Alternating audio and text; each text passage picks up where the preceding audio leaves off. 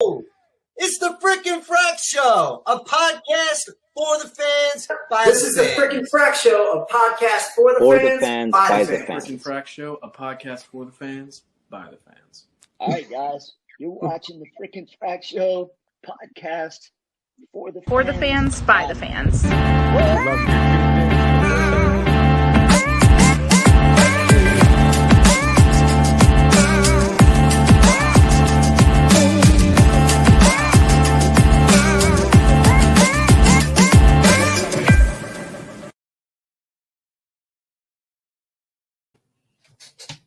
My man, here we go again. What's up, buddy?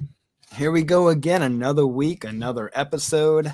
Episode 74, man. 74 episodes in less than 2 years. I'm pretty sure we're going to be at pretty much the 100 mark by the end of March for our second year, man. Yeah, we'll make it the goal. I'm glad we have it scrolling across the bottom. You know, that always helps me remember what episode we're on. And this is a big one. I know for both of us that we're very honored. The first thing that we're gonna kind of discuss and break down, and I want to hear your story before we bring the guest on, is as meeting one of these next young ladies at a con. Right? Did you guys have a good time? Yeah, man. You know, we actually Charlton and I went to the Fan Expo in New like 2 weeks ago or so, and it was the coolest thing ever because you know, it was really, really nice. First of all, the vendors were awesome. You know, the cosplayers were really, really cool. But like walking in an aisle, we saw this vendor called Ranger Stop, and you know, my eyes first set on Nakia and Karen from Power Rangers, and it was the most exciting thing ever to see them on the floor because first of all, when you see people that you grew up with, it's like mind blowing that they're real people, right? Yeah. We kind of think differently nowadays. Now, you know, since doing this show, interviewing so many different people, we kind of feel differently about that. So I was a little more calmer, but like, you know, Charlton and I went to go speak to her, and we spoke to Miss Karen as well. And it was just the most loveliest two individuals like I've come across, like, you know, I think ever. You know, it was just so, you know, they were both very, very sweet.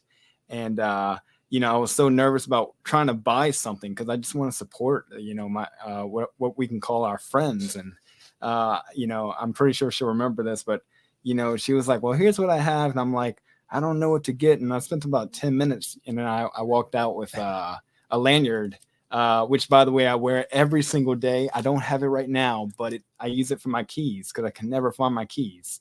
So thanks to the Yellow Ranger, I actually have, you know, a solution to never losing my keys anymore. So that really, and I told her I was giving it to my girlfriend, but it ended up going to me. So that was great.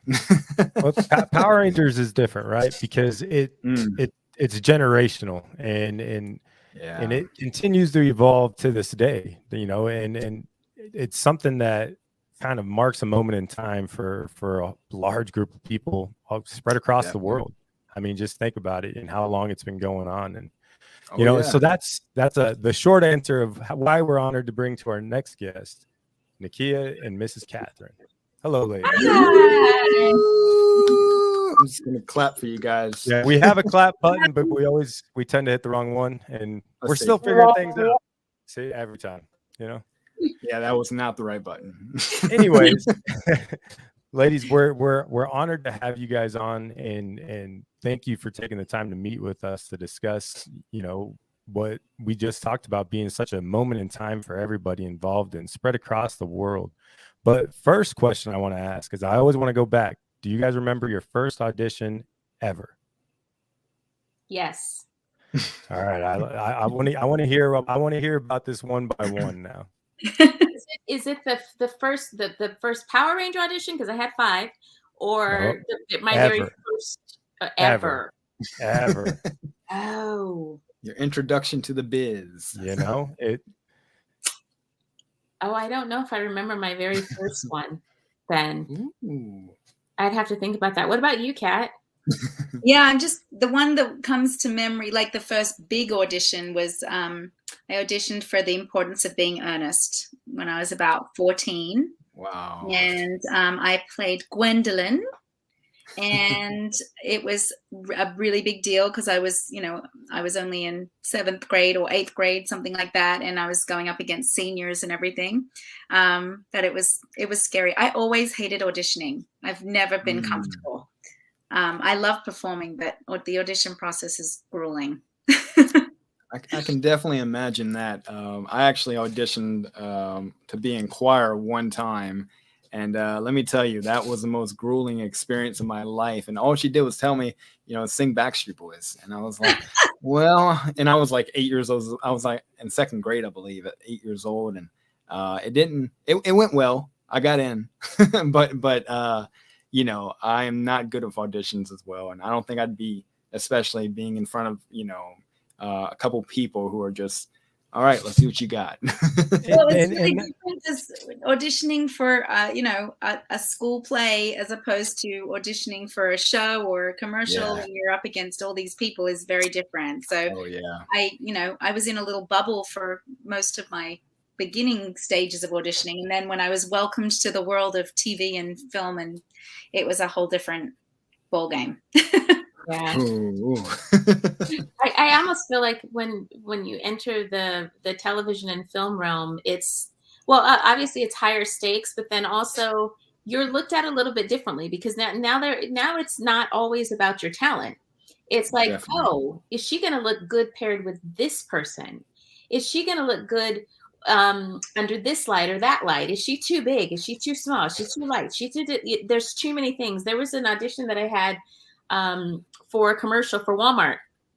Oh, wow. And I ended up doing a Walmart commercial later on, but this particular audition, I got along really, really well with the director. I was like, this is, I knew in my mind that I was going to get this audition. I was going to get this part.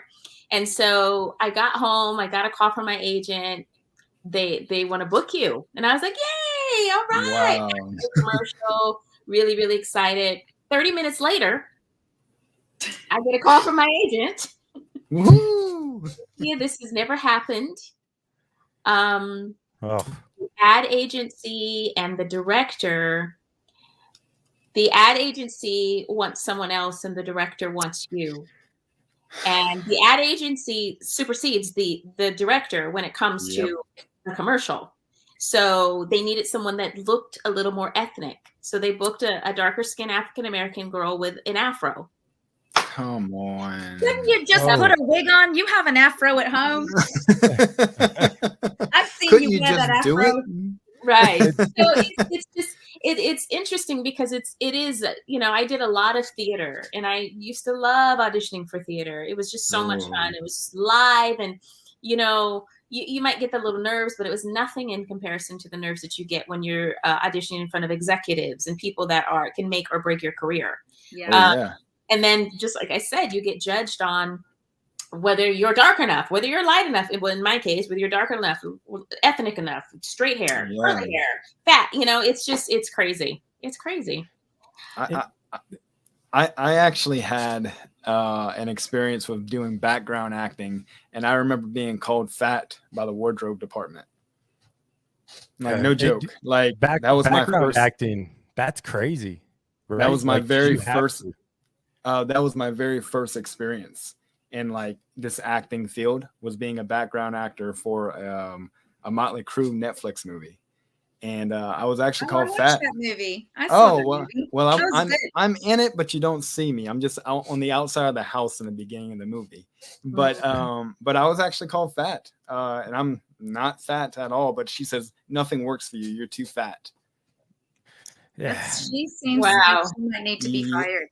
Yeah, I do agree with that. And so, that really crushed my dreams of acting because I never acted again. Never went. But it's not like that. I know. I talk to everybody who does, a movie, every 2 weeks they're on a different set, and it's not like that everywhere. But, that kind of stuff, kind of hurts, but I do really commend Nakia for, for not giving up then and there, for continuing. Because I mean, look where you are, Yeah. It can be very daunting. I can't say there weren't many times where I was like, I'm taking a step. I need to back on up out of this business before I wreck somebody's head in. Definitely. That side of the kid you haven't seen. No, it's, it really it can really mess with your self-esteem. It really can. Yeah. And that's why a lot of people leave the business sometimes too. And then people just automatically assume that when you're on a television series, that you're a millionaire. So if they see you like Coleman, who was working as a security guard and was heckled because of it, like, you need to make a living. I remember the other gentleman, I can't remember his name, but he was on The Cosby Show. He played one of the husbands to one of the daughters. I can't even remember, but he was working at Trader Joe's. That's and right. This woman really made such a stink about it. Put him on social media, and it was on the news. And luckily, Tyler Perry ended up giving him roles, and I'm seeing him on everything now. Yeah. Oh, I love it. Yeah, that's beautiful. I love it. But people forget that actors are people too. Yeah. They go through some of the same things that everybody else goes through. Yeah.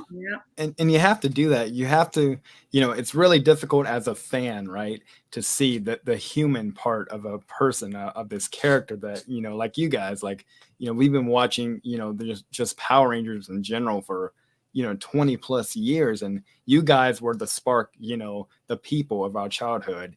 And for us, because we do this show, we've kind of got a better understanding about, not seeing someone as a celebrity, but seeing them as a person.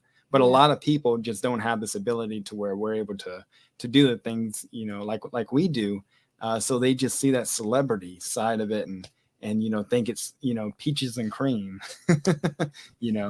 Nice little 90s reference. I like that. Nice song. It was in my head. It was in my head. I had to just the reason I bring up the audition question is, first, it's usually a really good, kind of icebreaker right into the episode, but it's changed so much over time. Back when you guys were originally hired for the show, talking about picking somebody because they look this way or that way, that's, if you go back and watch the original Power Rangers, that's kind of how, they were set up. So when you guys auditioned for the show that you were cast on, what was that situation like, and how did that play out? Go on, Kat. Well, for me, I was in Australia. I guess they had tried to cast for a replacement for Amy Jo here in America, and I believe maybe in Canada. I'm not sure, 100% sure of that, but they'd filmed the first movie in Australia and loved it there, and so they wanted someone that was very different from Amy Jo because she was so popular. And so all I knew was it was a children's show that filmed in America. So I was like, oh my gosh, I'd get to go to Hollywood and fulfill my dream. And but I had no idea what Power Rangers was or anything like that. Wow. Whoa. Yeah, I had no idea. So I knew it was like there was superheroes. They were teenage superheroes or whatever. So I did my first scene and I noticed the character's name was Catherine, and I thought, oh, that's interesting. It's like meant to be mine, And then the second audition, I had to do a martial arts routine and a scene. And then the third audition, I met with Shuki Levy, who was one of the producers of the show.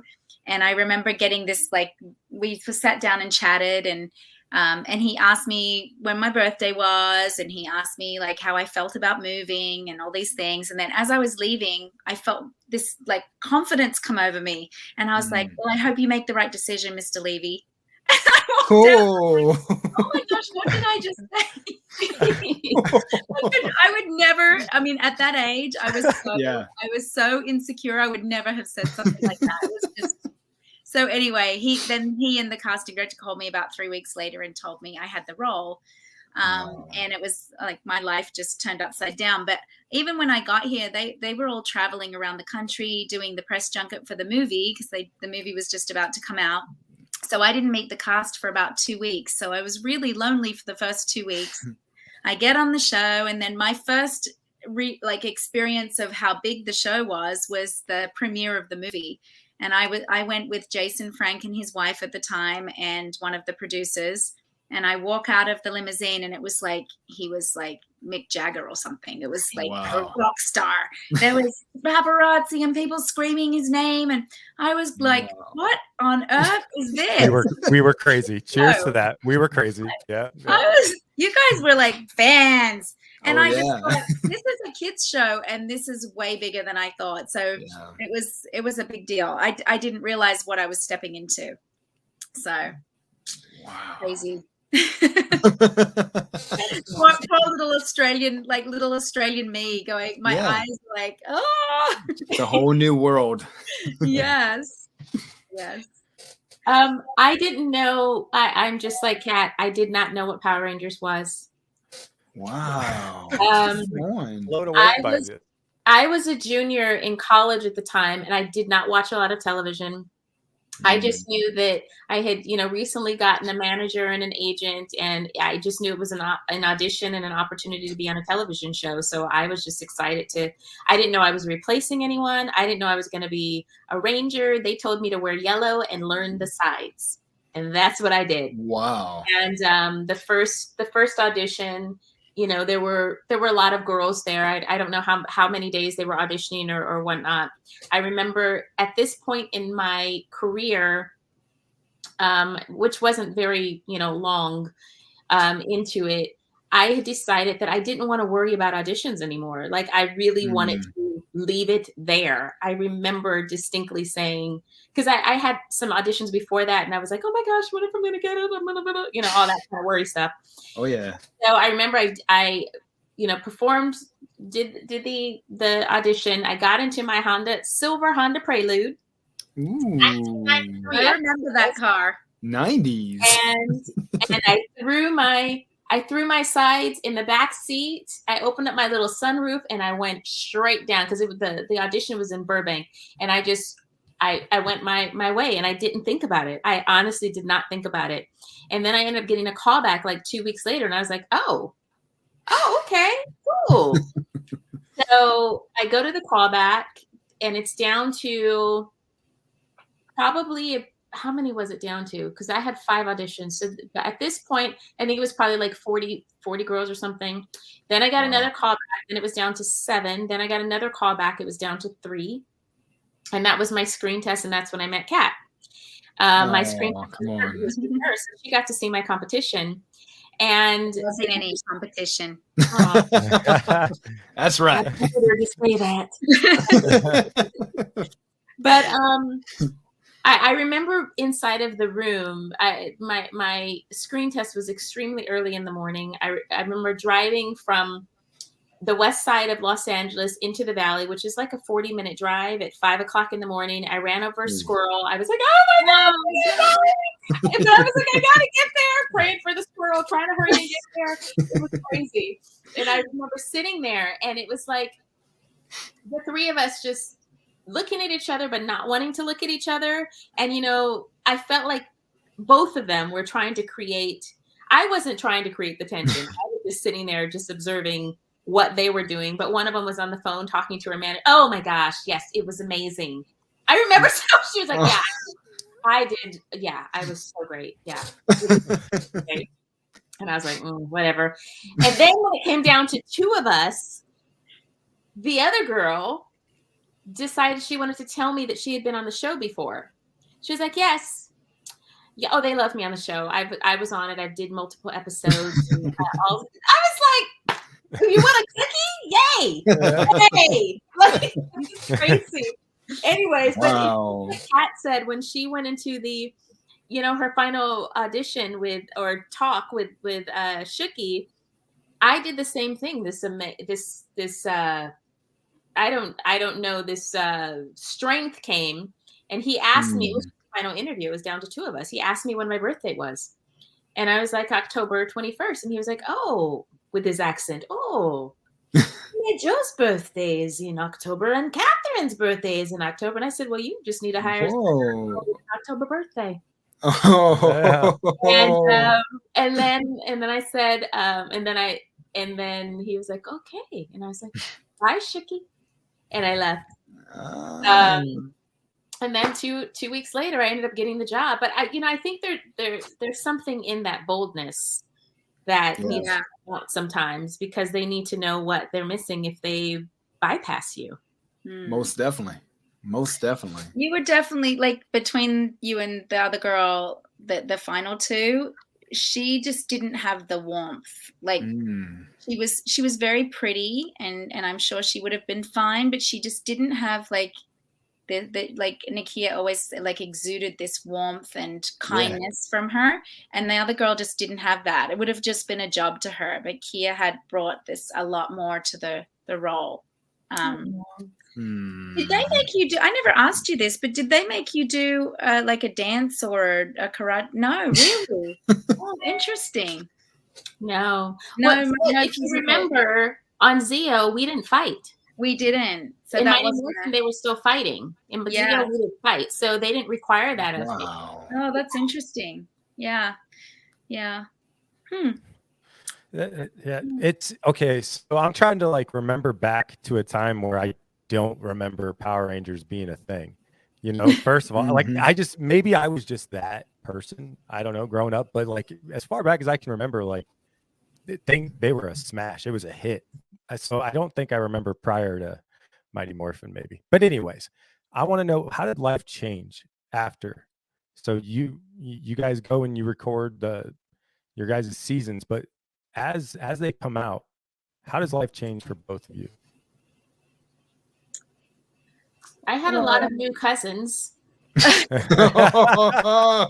had a lot of new cousins, a lot of new boyfriends that I didn't know that I fit. You have a lot of people that come out of the woodwork, right? Yeah. But for a time, it was very special, because I've all my life I wanted to act. I wanted to be an actress, singer, dancer, and a cashier. And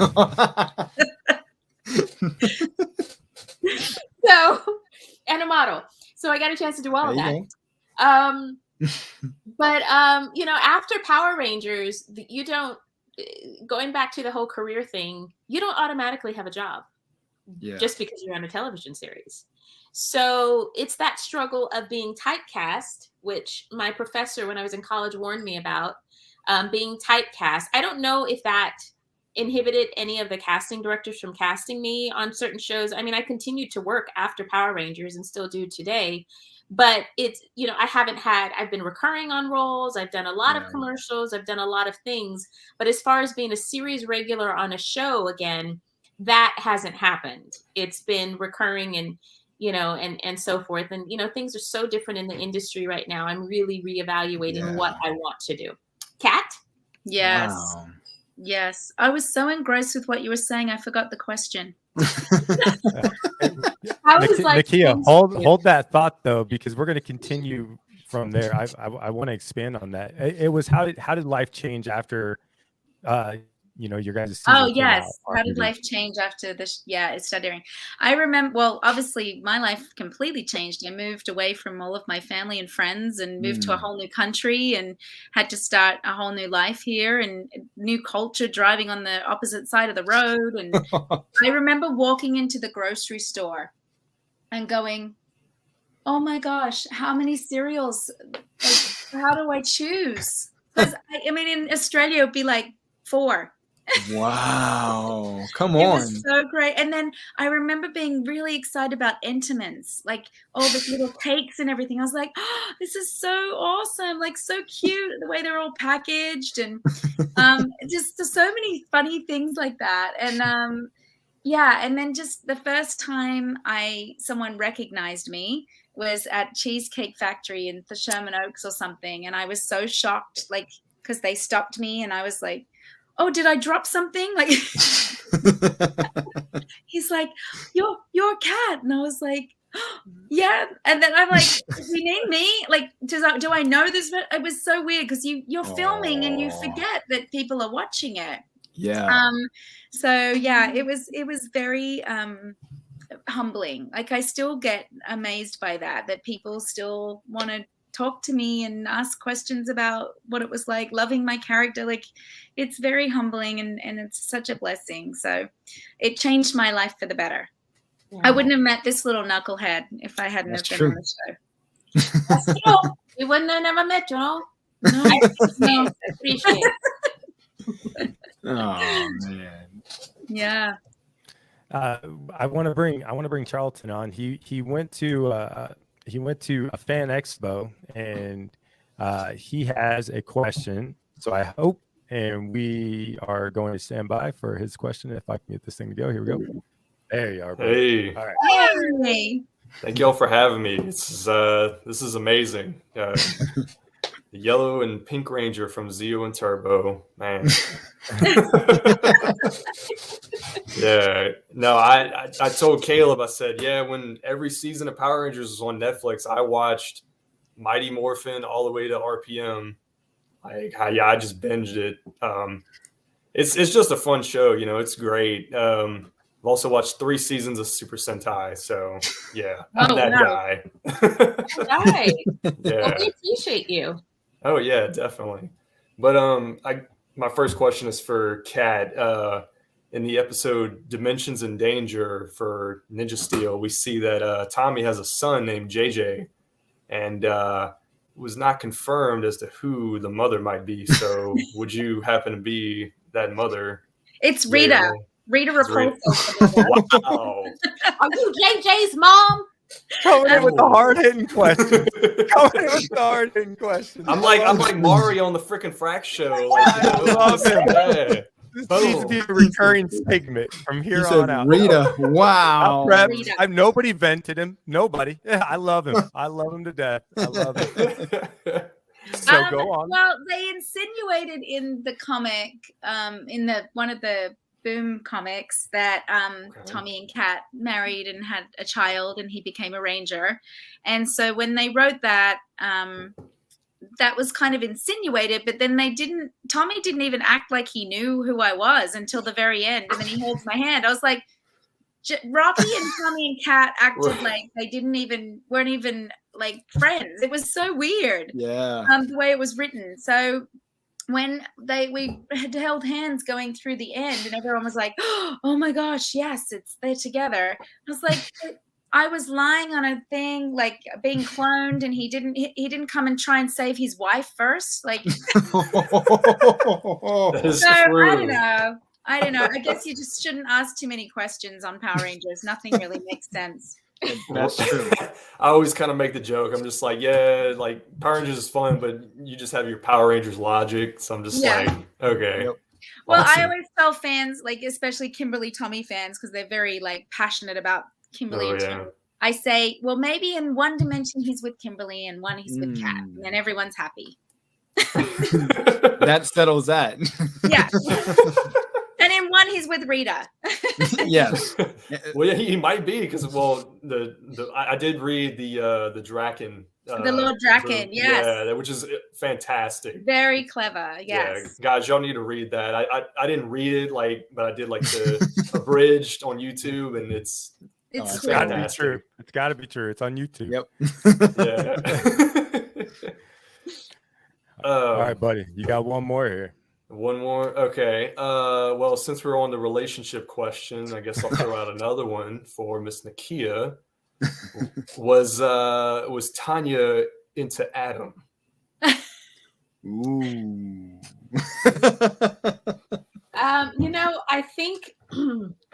I think they insinuated that we, could possibly develop a relationship, but because the thing is, Johnny and I would always talk about this. We felt like the background Rangers, to be perfectly honest. Yeah. Because they didn't try to build a relationship. The focus was Kat and Tommy. It was always Tommy and somebody. And so, no, to be perfectly honest, it was. And so, I think they alluded to that, but they never developed the relationship. So I would say yes, but, obviously it never unfolded. Okay. Yeah. Why didn't Rocky get any love? He's good. He had a lot of He threw his back out, so he was like, I gotta fix my back. How awkward was that? Just let's talk about that scene. Who catapults themselves over He did that crazy tornado kick and just. Why did he have to catapult over the thing? Like, you can get hurt in the ring. Yep, I had a big problem with that. I was not as a child. I was not a happy child when that occurred. Yes, it was odd. It was very odd. It was odd for us too. Believe me.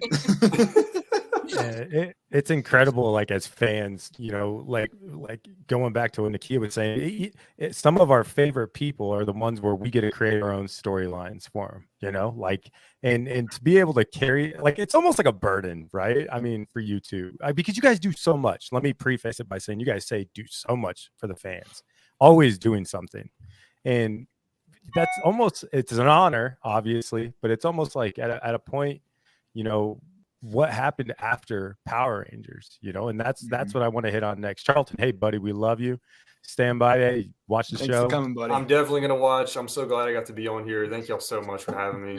Seriously. Yeah. I'll see you soon, buddy. All right, that's our guy. That's our guy. He's always. I love that dude. So we got about 10 more minutes with you. I want to respect you guys' time, but I want to know life after the show. Nakia, you kind of hit on it a little bit, but you talked about not having that recurring role again. Why do you think that is? I don't know. I'm a believer in God. I'm a Christian, so I feel like whatever's meant for me is going to be for me, as long as I go for it. If I never go for it, then that's my loss. So I have really, in this time in the world, with all of everything that's going on with the COVID and the this and the that, I'm really taking the time to soak it in and reevaluate what I want to do. Because what I really want to do is produce. I want to produce and act in my own productions, and I want to bless other people with jobs.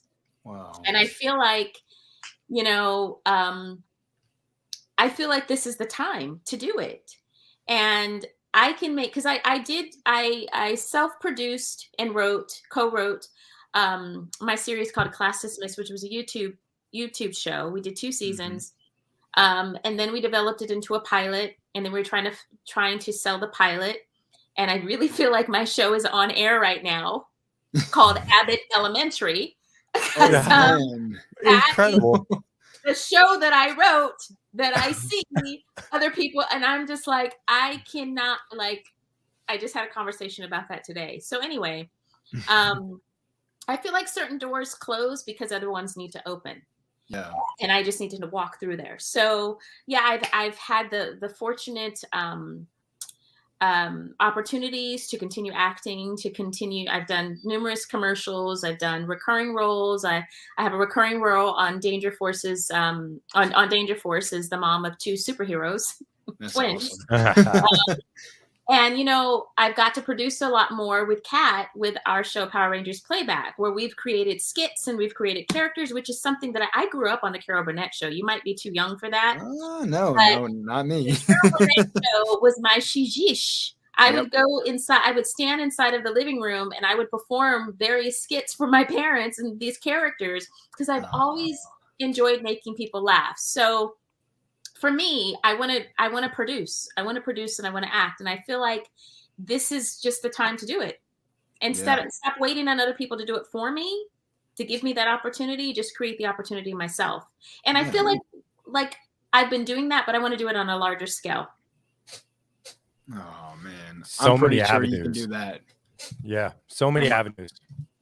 No, you really take a step. Things are like situations that seem really gloomy and difficult sometimes present opportunities that you hadn't even thought of. So it's really, COVID was really, when we started our YouTube channel, it was in the beginning of 2020, and we had no idea what was coming. We didn't know we would be locked down and people wouldn't be working, and it was like the biggest blessing to our fans to have a community where they could be together and talk about Power Rangers and have happy things to talk about and see us laughing and being silly and bonding as friends. And it was very healing for me and Nakia because we got to be together and go through it together, and we got to be creative and have fun. And so it's just been such a gift to us to be able to do that and continue doing it. It's been a little harder when things opened up because obviously we had more time to be able to play and stuff. But now that we're traveling again with signings and stuff, we've had to shift and kind of maneuver a little bit and make it change things up a little bit. But we're really having a lot of fun, and we hope to grow it into something bigger too. So yeah. And you guys also, do a lot of appearances at conventions and, even comic book stores, which I think is the coolest thing ever. I saw you guys were in Dallas the other day, which I'm a bit of distance, but I was like, man, me personally, I wanted to drive, just to say hey to you guys. And I just think it's really cool that you guys represent some, these characters that you once were. Like, you guys. And I think that's why a lot of people still consider you guys still being these characters when they see you, because, you guys have never really, turned away from them. And maybe there was a time where you said, I've had enough of Power Rangers, but like, the future and the present is now.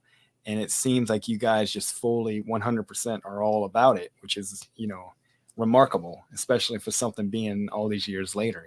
There was a time where I think I was a little embarrassed about it because I remember when I finished on the show, I remember people thinking, like, when I'd go to auditions, they'd say, did they even see your face? Like, they didn't know that, adults who didn't watch the show didn't know that we were actors. They thought that we were like stunt people. Wow. And I remember being really offended by that because I was like, I went to acting school and I'm a theater actor, and that is so rude. And I remember being like worried about saying that I was on the show when I first started auditioning afterwards. So when it came back into my life in 2009, I got messaged on Facebook. And I remember him saying, did we want to do a convention? And I go, well, what's a convention? I had no idea what it was. I said, well, what do you want me to go to a convention for? I was like, is it for modeling, like a spokesmodel? No, it's for Power Rangers. And I'm like, that show's still on? Like, I had no idea because we'd moved on with our lives, Yeah. So yeah, Nakia had gone day before me because I still had really little babies at the time. My son was only like not even a year old. And she's like, Kat, there's lines of people here to see us. And I said, what? I can't believe this. Like, they remember who we are. And I think we had like one headshot, right, Kia? Like one headshot on the table, and we were like amazed at that. And I think we were just giving things to people for free. We were. Yeah. But it was crazy. And so that, cut to 2022, that's been a lot of years. And it just, I feel like the franchise keeps building and growing, getting more popular, and more toys are coming out. And it's amazing. It's really fascinating to me how this show has been such a gift to so many people. Like it's a cheesy little kids show, but it has so many layers and so much meaning to people. And to be a part of that is such a wonderful thing. So it's the gift that keeps on giving. Yeah. Yeah. Yeah. It really is. I always say, and even Kat has done some phenomenal things. I mean, she freaking did a movie with Jennifer Lopez. Nobody remembers anything but Power Rangers. It's like, I did that and did it. Oh yeah, but Power Rangers. So it's definitely the gift that keeps on giving. And we definitely want to recognize that you guys, and I know I said it earlier, but we want to recognize that you guys are people and you've done so much other things in this world. Besides even acting. Your people, you've and I'm sure if I had said, hey, lay down your list of accomplishments, you can throw a scroll at me to show like, this is what I've done in my life, and that's just the coolest thing ever. Is, you know, we always tell people who love somebody, you know, they've done more than that one thing that you're talking about, you know. But you know, we truly appreciate you guys. Like truly appreciate you guys. Just even just coming on this show is just, you know, mind blowing to us, and still in disbelief. You know. But I mean, I do want to ask about one other thing, and I want you guys to really kind of dive deep into this, because I'm really excited about this. But there is a I guess you can call it a convention coming up in June called Ranger Stop, right? Yes. Can you guys tell us about that? Well, it's called Ranger Stop and Pop. It is co-owned by myself, Karen Ashley, and Michael Bioni. Come on, I didn't know that. Wow. That's why you didn't know. You probably were like, when you sent in your application for a press pack, that I responded. Oh yeah, I was like, hi. He was like, hi, Caleb. I said, hi, Nakia. Well, this is embarrassing. Happens to me every week, dude. Happens to me every week. Because it's like he's written me on Nakia, my email, Nakia Burrise, and then Power Rangers Playback, and then he goes to Ranger Stop and Pop, and I'm just all You're just all over it. You're all over the place. Same person. Oh, I love it. I love it. Now I know. I'll take you off, you know, and just leave one. I love it. So Ranger Stop and Pop, we're going into our third year. Last year, which was in August, was awesome.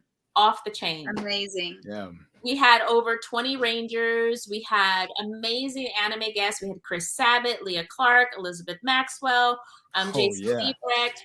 We had Beast Morphers there. We had Mighty Morphin. We had Zeo. It was amazing. And, you know, I know that you may be pressed there, but if you're able to get a VIP ticket, that is the event that you don't want to miss, because we have the best time. You get to hang out with all of the celebrities. We play games. You get to eat. And then the after party after that, I host that. Karen hosts the VIP party, and Mikey hosts the party on Friday. It's just we just have the best time. And seeing that, you know, Karen and I have both had the opportunity to be guests at conventions, so we know what guests want. And Mikey owns Ranger Stop Orlando. Will be his, I believe, 9th year. So he knows from a vendor's perspective what is needed as well, because he's been a vendor at so many shows. So that combined knowledge together, we created Ranger Stop and Pop, and, you know, hope to just bring the fun to all the guests. And yeah. I mean, that sounds amazing and fantastic. You know, this is 5-6 months away, and the guest list you guys have already acquired for the roster is insane. I'm super excited. Me personally, I'm very excited. It's going to be every person's dream. You know, it's basically, you know, whenever all the Power Rangers combined into an episode a couple years ago, it's basically like this, except for an entire weekend of you know, it's gonna be crazy. I'm very excited. We're happy to promote in every way we can with this. Thank you. It's gonna be you know, and then I get to meet Catherine. Let's just talk about that. You know. So I'm very much looking forward to it, guys. Well, we're looking forward to it as well. And thank you for wanting to participate. Yeah, of course. Last question I have for both of you. Kat, we'll start with you. Knowing what you know now, what's a piece of advice that you would give your younger self? Oh, we asked that question to our guests. We've never been asked. I should be able to come up with an answer quick, huh? No, I'm trying to do every other episode so you guys don't get used to it and think it's coming. You know, you guys asked some great questions. I think when I think back to myself as a young woman, I think I was very caught up in trying to please everybody and not just so unsure of myself. I was so insecure, and I wasted a lot of time in my life worrying about not being this enough, not being that enough, not being pretty enough, not being thin enough, not being, you know, just way too much time. And I would love to just say, just love who you are. Just love what you were created to be. Stay in your lane. Don't look at over here and compare yourself to anybody else. Just be true to the path that you have been given. And yeah, I think I would have probably had a very different career if I had have been a little bit more authentic. It took me a long time. I think I would say I didn't really get comfortable in my skin until I was about 40. It took a long time for me to say, wow, I'm okay. Yeah. I spent so much time beating myself up. I look back at pictures, I was like, I was modeling, for goodness sake. Why did I think I was fat? Like, for goodness sake. Yeah. Oh man. Yeah, so silly, so silly. In our head. That's why, Kat. We let people get in our head. We let people get in our heads. Yeah, exactly. And then of course in your position and in your line of work, it's really hard. I mean, I know as a human being, you know, I have those same thoughts, and I'm almost 30, and I'm still going through it. I think there's things that, you know, there's specific things that people say to you that just cut deeply. Like, I remember a dance teacher saying to me when I was probably 12, I had gone through a growth spurt, and, you know, I'd lost a lot of weight, and I came back to this ballet teacher, and she's like, oh, I like what I see. So that gets in your head. And then modeling, I used to have to be measured every month for modeling to stay in a certain weight, and if you went up in half an inch or whatever, they'd be like, you gotta cut back. You know, it's those things stay with you, and it distorts your perception of what beauty is, and what instead of, I mean, I'm a curvaceous woman. I was meant to be that way. I'm not meant to be a stick. But I can embrace that, you know. Yeah. So I just think I would say, just love who you are. Don't worry about anybody else. That was the best answer, by the way. Yeah. Oh, thanks. Best answer. Nakia, now it's your turn to top that. I would go back to myself with an afro and an Uzi and be like, no, you are! No, you are! Oh man. I guess that tops that. What'd you say now? Say it again. When you're friends with Nakia, guys, you will get a full-on belly laugh. I require one at least once a week, but I get one most days. Most days. That's awesome. She's hilarious, though. She is. She's so hilarious, and her laugh is contagious. For real. Yes. Oh, that wasn't real. Serious. Let's get serious. Instagram clip time. Instagram clip. Here we go. Ready? We're gonna get serious now. No, it's so funny when Kat was talking about, she would, you know, what she would say, and it was so, I was picturing little me coming back. I don't know why, but you know, you're talking softly to yourself. I imagined myself in like a hoodie and an afro coming into you, like, you know who you are, girl. You know who you are. Oh man, I'm playing all this in my head. It's so funny. Okay, anyway, no, I would go back to my time on Power Rangers, and I would, before I leave Power Rangers, I would make sure that I am connected to the right agents and the right managers, and I would create, like, if I knew now what I knew then, I would have been on other television shows. I would have had endorsement deals. I would have had, my agents at the time were small little agents, so they didn't know that kind of stuff. They didn't know, I didn't know what to ask for. I didn't know any of that. But then I also, if I could go back and change things and God would, you know, allow that to happen, then those are the things that I would change. But I might not be where I am now. Yeah. With a husband of 22 years, a son that's getting married next month, another son that's in college, and this beautiful home that we have and the businesses that we have. I wouldn't change that for the world. Yeah. So even going, if I could go back and do that, I would still want it to align to having my husband and my kids and Kat and the friends that I have. And, you know, I would still want that for sure. And then me and an afro, what? We need to get a deal signed with that. I needed a little Kia in my life. I needed a little Kia.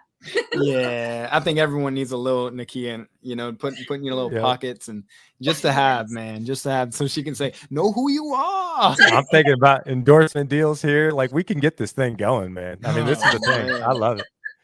Whatever NFTs are, that's what that is. Whatever those are. We're going to send her a little hoodie with a picture and just doing this. That's incredible. Hey, what you guys are doing now, though, yeah, we absolutely love it. I mean, you can just tell there's a whole generation after generation of people that, love that you guys embrace the characters and the life that it's given you. So and it brought you here. So we love that for that. There is mean people, but the majority are beautiful, supportive, wonderful people. Every now and then we'll get people that jump on. Nakia just had to put someone in their place that'll be like, you guys are so stupid and you need to move on, and and they don't realize we're doing this because we're doing it for the people that love the show. Know who you are. Yeah. That's what you got to do every time now. There needs to be an emoji like this with Nakia. That would be amazing. We'll make something happen.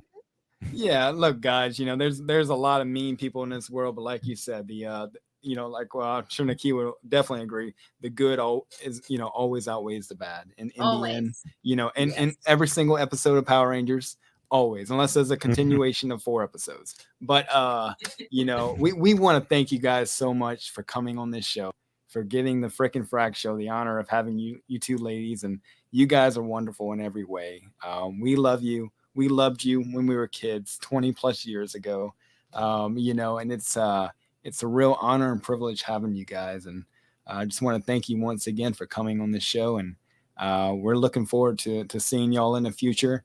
If you're ever close by and I see, just know I'm going to be there. I might not tell you. I might just show up and be like, hey, but, I'm always 100% going to be supporting you guys in every way we can, for sure. Thanks for having us. That's very sweet. Thank you so much. Thank you. This is episode 74, podcast for the fans, by the fans. See you. Yo, it's the freaking Frack Show, a podcast